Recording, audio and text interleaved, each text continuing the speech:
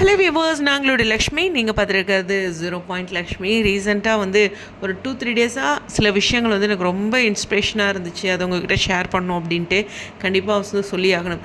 அதாவது ஒரு பையன் 2 பசங்க, அவங்க அம்மா ஒரு 3 மந்த்ஸ்க்குள்ளே அம்மா அப்பா 2 பேருமே இறக்குறாங்க. ஒரு சுச்சுவேஷன், ஓகேவா? ஸோ அதுக்கப்புறம் தங்களை வழி நடத்த யாருமே இல்லை. பசங்க பயங்கர போல்டாக அந்த என்ன சொல்கிறதுனா, அவங்க பேரண்ட்ஸ், அதாவது அம்மா எடுத்து ரன் பண்ண ஒரு பிஸ்னஸாக எடுத்து ரன் பண்ணுறாங்க. பட் ஆனால் அதில் கொஞ்சம் அம்மா அவங்கக்கிட்ட பேசிகிட்டே இருப்பாங்க இல்லையா, அந்த பிஸ்னஸோட நாலேஜ் இருக்குது. ஃபஸ்ட்டு நம்ம பேரண்ட்ஸ் நம்மக்கிட்ட பேசும்போது ஜஸ்ட் லைக் தட்னு இல்லாமல் அந்த பசங்க அதை நல்லா உள்வாங்கியிருக்காங்க. ஒவ்வொரு விஷயங்களும் நல்லா கலந்துருக்காங்க. இப்போ நானே அந்த இடத்துல அம்மா கிட்டே பேசும்போது நிறைய விஷயங்கள் உள்வாங்காமல் ஜஸ்ட் லைக் தட்னு இருந்திருக்கேன். ஸோ அது கொஞ்சம் இன்னும் நிறைய விஷயங்கள் உள்வாங்கணும் அப்படிங்கிறத லேர்ன் பண்ணேன். ஸோ அந்த ஒரு விஷயம்.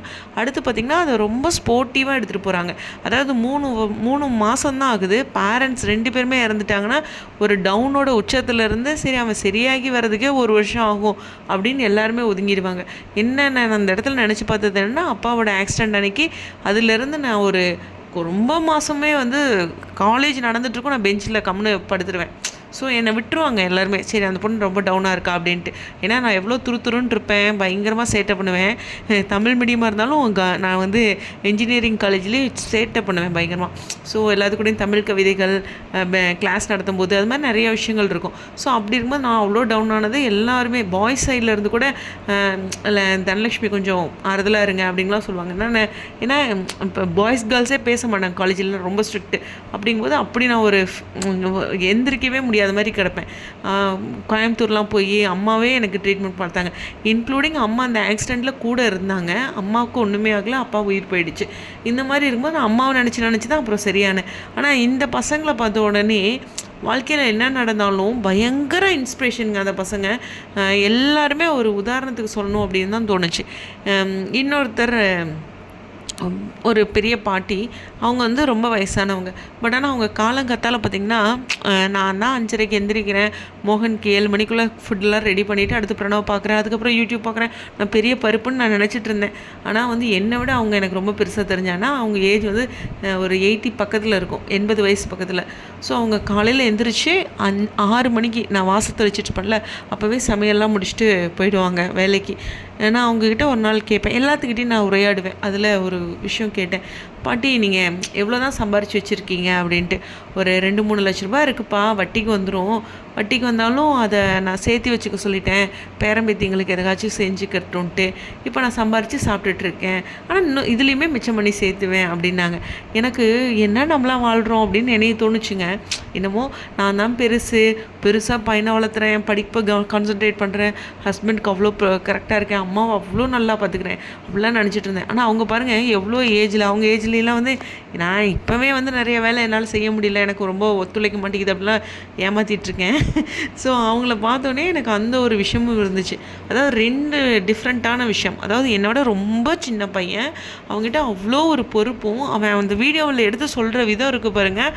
நான்லாம் வீடியோ போடுறதே வேஸ்ட்டுன்னு நினச்சிக்கிட்டேன். அப்படி ஒரு கான்ஃபிடென்ட்டு வீடியோவில். நான்லாம் பயந்து என் ஃப்ரெண்டு ஒருத்தி, பிரணவோட கிளாஸ் ஃப்ரெண்டு, அவங்க பர்த்டே பார்ட்டி கூட போனேன்ல, பயங்கர போல்டாக நினச்சிட்டு இருந்தா. ஆட நீ வேறு, நான் ரொம்ப சாதாரண, ரொம்ப கோலை நான் அப்படிம்பேன். ஏன்னா நான் வெயிட்டு சரியாக தூக்க அந்த விஷயத்துலையா இருக்கட்டும், வெயிட் விஷயத்துலையா இருக்கட்டும், இல்லை யாராச்சும் எதாவது சொல்லிட்டாங்கன்னா பொசுக்குன்னு டவுன் ஆகிடுவேன்.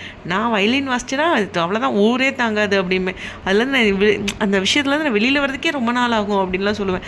ஸோ அந்த பையன் அவ்வளோ இன்ஸ்பிரேஷனாக நான் ஃபீல் பண்ணேன். ஸோ அந்த மாதிரி இந்த பாட்டி பாருங்கள் எவ்வளோ ஏஜ்டு இருந்தாலும் சம்பாதிக்கணும், சேவ் பண்ணணும், மற்றவங்களுக்கு கொடுக்கணும், வாழ்கிற வாழ்க்கையை மீனிங்ஃபுல்லாக இருக்கணும்ன்ட்டு. ஸோ அவங்கக்கிட்ட நான் அதிகம் பேசுவேன் அடிக்கடி. ஏன்னா அவங்ககிட்ட நம்ம ரொம்ப பாசிட்டிவிட்டியாக ஃபீல் பண்ணுறோம்ல.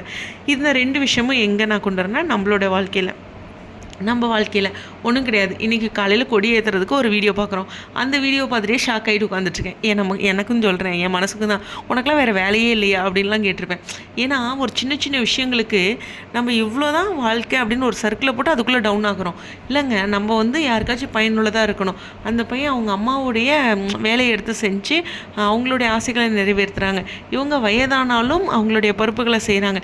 ஆனால் நம்ம என்ன பண்ணுறோம், நம்ம பார்க்குற ஒரு விஷயத்துக்கு எவ்வளோ டவுன் ஆக முடியுமோ அவ்வளோ டவுன் ஆகி எவ்வளோ நம்மளை ஹர்ட் பண்ணிக்க முடியுமோ அவ்வளோ ஹர்ட் பண்ணிக்கிட்டு அதுலேருந்து மூவ் ஆன் ஆகிறதுக்கே வருத்தப்பட்டுட்ருக்கோம் இல்லையா? ஸோ இது வந்து நான் எனக்கு இப்போ இந்த ஸ்டோரிலாம் கூட நான் ரீசெண்டாக போட்டிருந்தேன். இது எல்லாமே எனக்கு கீழே தோணுன விஷயம். இது இந்த வீடியோ நான் கோர்த்து கூட பேசணும்னு பிளான் பண்ணாமல் தான் சொன்னேன். அதாவது வாழ்க்கை இது இல்லை, நம்ம வாழ்க்கை நம்ம வாழ்க்கை வேறு என்ன அதில் பயனுள்ளதாக இருக்குது.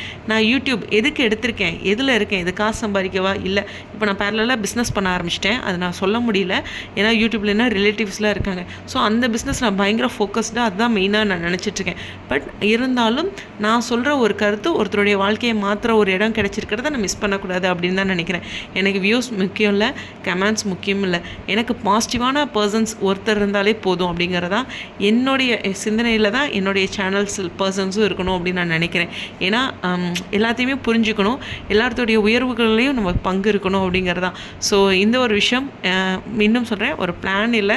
இந்த வீடியோ வந்து அந்த குட்டி பையனும் அதாவது செல்ல பையன் 2 பேரும், குட்டி பையன் சொல்கிற செல்ல பசங்க 2 பேரும் அண்ட் அந்த பாட்டிக்காக நான் சொல்லணும். இன்றைக்கி அந்த பாட்டிக்கிட்ட அவங்கள பற்றி நான் பெருமையாக பேசினேன் அப்படின்னு சொல்கிறேன். ஓகேவா? ஸோ கண்டிப்பாக வந்து அவங்க பேர் நான் சொல்லலை, பட் ஆனால் ஒரு கனவு கற்பனையான கதாபாத்திரமாகவே இருக்கட்டும். இதுதான் வாழ்க்கை, இதுதான் அப்படின்னு உங்களை நீங்கள் ஒரு சின்ன சர்க்கிள்குள்ளே போட்டு ஹர்ட் பண்ணிக்கிட்டே இருக்காதிங்க. சோறு கூட திங்காமல், இல்லை ஏதாச்சும் நம்ம வீட்டில் யாராச்சும் சொன்னாங்கன்னா அதுக்குள்ளேயே உட்காந்துட்ருக்கிறது, அது மாதிரி இல்லாமல் கொஞ்சம் மோட்டிவேஷன் ஆகி சூப்பராக பண்ணுங்கள். ஓகேவா?